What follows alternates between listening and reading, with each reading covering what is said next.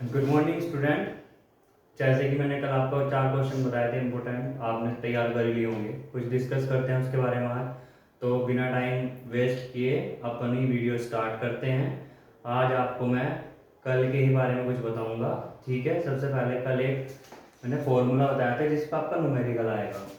Formula था rho equal to Z M upon A cube into N ए।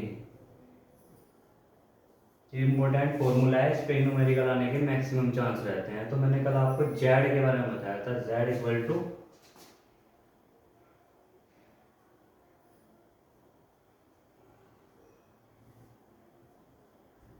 परमाणुओं की संख्या, नंबर ऑफ एटम्स।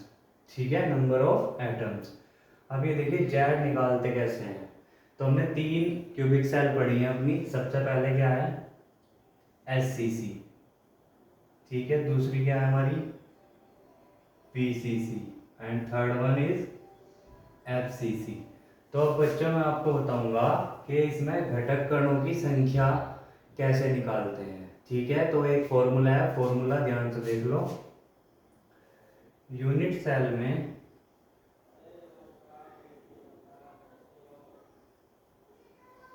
घटक कण, घटक कण का मतलब मैंने आपको उस दिन ही बताया था, अणु, परमाणु या आयन। घटक कणों की संख्या जो होती है वो हमारी इक्वल होती है 1/8 इंटू किनारों पर स्थित कण प्लस 1/2 इंटू फलक पर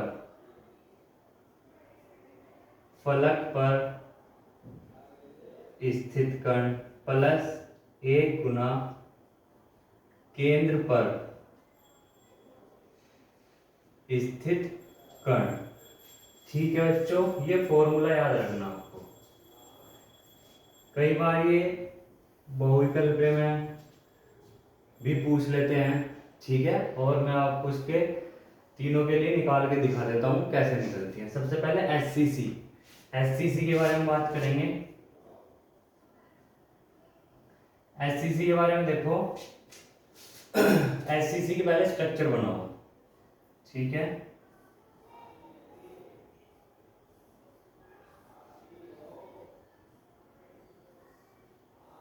और जिसने पढ़ा हुआ से याद होगा, इसे बोलते हैं सिंपल क्यूबिक सेल। ठीक है, और इसमें जो घटक कण होते हैं आपके किनारों पर स्थित होते हैं। कहाँ होते हैं, किनारों पर।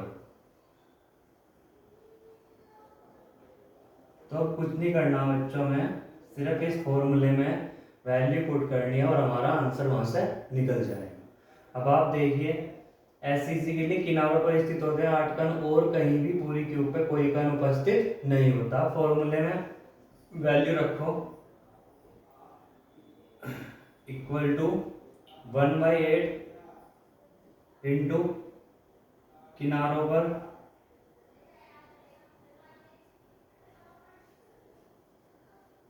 स्थित कण प्लस 1/2 इंटू फलक पर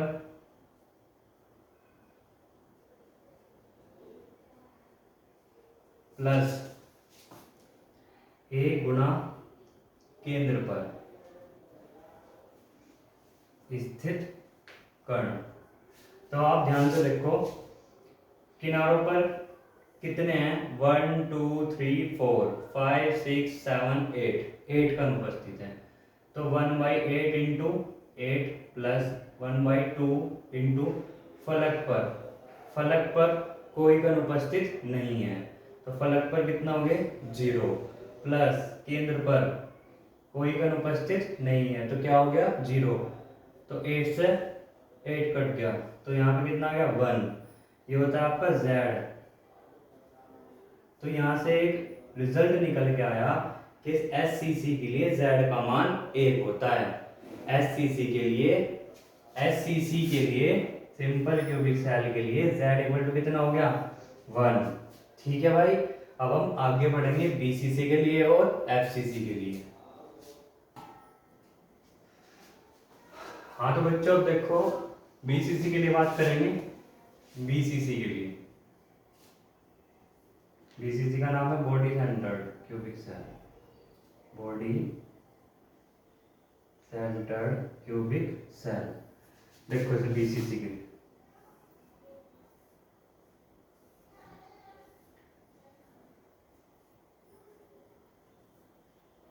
आपको याद होगा 8 कण तो इसमें होंगे। ठीक है भाई, 8 कण तो ये आपके हर एक में रहेंगे।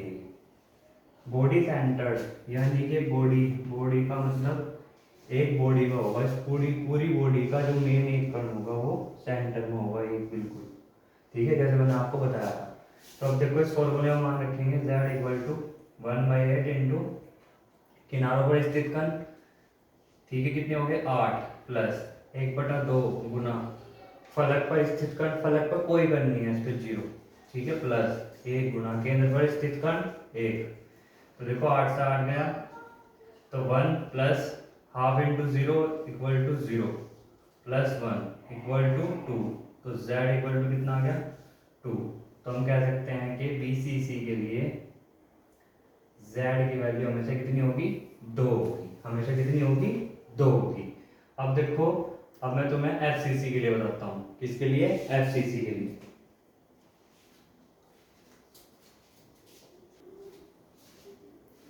हाँ तो एफसीसी के लिए देखो बच्चों, एफसीसी के लिए face centred cubic cell, face centred cubic cell. तो बना लो एफसीसी के लिए स्ट्रक्चर, क्यूबिक सेल बनाओ।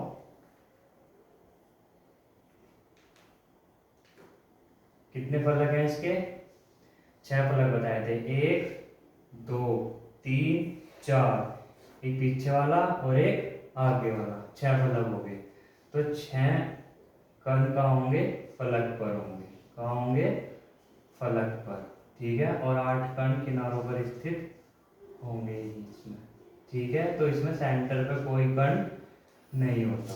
तो अब इसमें फॉर्मूले में वैल्यू रखेंगे तो 1/2 इंटू सेंटर पे, सॉरी 1/8, सेंटर पे कितने हो गए केंद्र पर पहले किनारों पर देख लो, किनारों पर कितने हो गए 8 प्लस 1/2, फलक पर कितने हो गए 1 2 3 4 5 6 प्लस सेंटर पर कितने हो गए 0।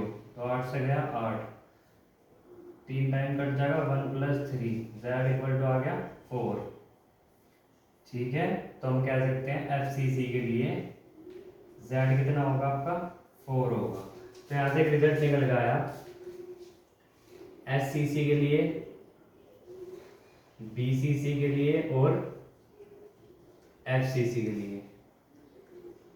इसके लिए z कितना 1, इसके लिए z कितना 2, इसके लिए z कितना 4। ठीक है, तो ये चीज ध्यान रखनी आपको।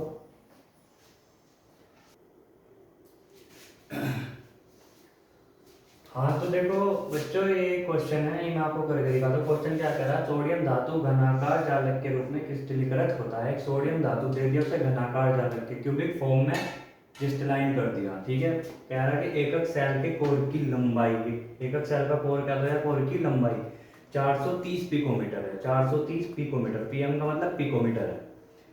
एकक सेल में परमाणुओं की संख्या ज्ञात करो। परमाणुओं की संख्या का मतलब होता है जेड। पूछा इसने हमारे से, क्या पूछा? जेड। तो मैंने आपको बताया था formula, rho equal to Zm/A³ into Na।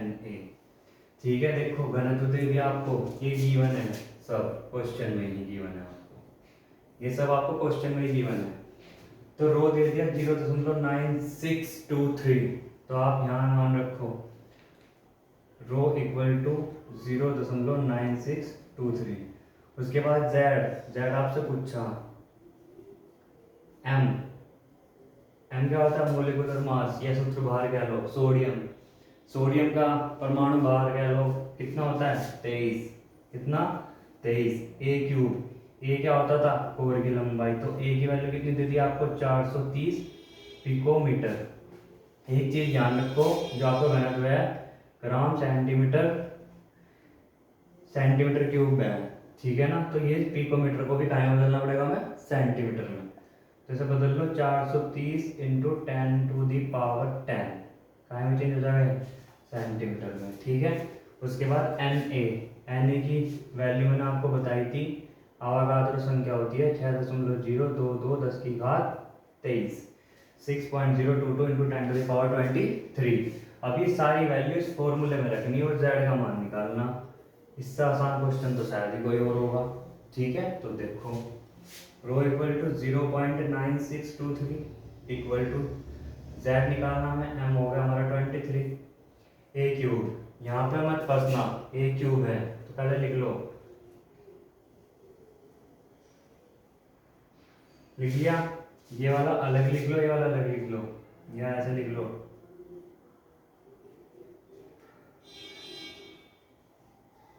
ठीक है, उसके बाद एन ए,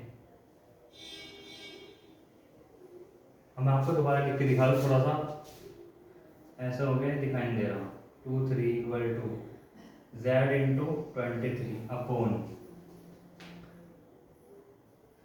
430 इंटू 430 इंटू 430, ये 10⁻10 -10 है, यहाँ भी -10 आ जाएगा, यहाँ भी -10 आ जाएगा। उसके बाद ये आपका एन का मान आ जाएगा 6.022 10⁻23।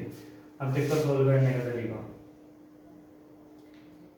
10 10 10 कितने हो गए, 10 और 10 20 और 10 30, 30 नीचे पावर माइनस की, ऊपर जाकर किसकी हो जाएंगी, प्लस की, किसकी हो जाएंगी, प्लस की। तो z इंटू 23 10⁻ हो गया 30, और नीचे कितनी 10⁻23, ये बच गया।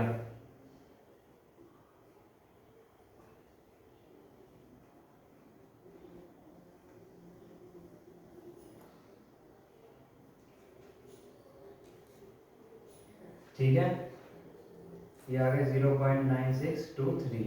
तो यहाँ से जेड का मान निकालना आपको, जेड का मान, तो ये तो कैलकुलेशन है तो आप कर ही लोगे। ठीक है, तो कैलकुलेशन करके आप जब जेड निकालोगे तो जेड का मान इसमें 2 आएगा, कितना आएगा, 2। ठीक है, जेड का मान कितना आएगा, 2।